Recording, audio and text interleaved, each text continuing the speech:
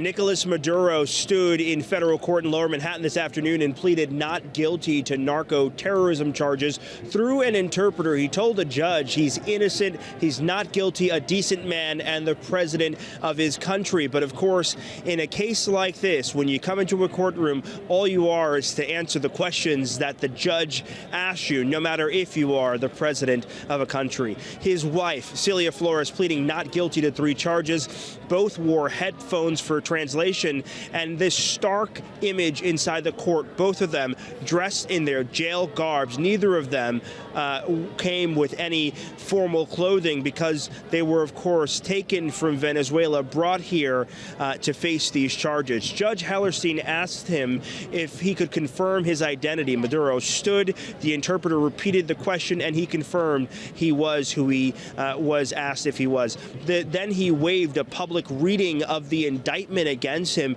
Hellerstein reading his legal rights, the right to a lawyer and the right to remain silent. We're talking about 4 counts here: narco-terrorism conspiracy, alleging he intended to benefit FARC, ELN, Sinaloa cartel, Tren de Argos, and the Zetas, and cocaine importation conspiracy, as well as other weapons charges. His wife faces 3 charges. If convicted, he faces life in prison, and the indictment alleges 25 years. By 2020, the State Department estimated that there are 200 to 250 tons of cocaine per year moving through Venezuela, and it traces back to 2000, really, when Maduro was in Venezuela's National Assembly, and prosecutors said he moved cocaine under the protection of Venezuelan law enforcement. And that is the crux of this case, 25-page indictment that lays it out in stark detail. Again, you're looking at a live shot there of the Lower Manhattan courthouse, the SDNY courthouse, where our Myles Miller is standing by. Myles,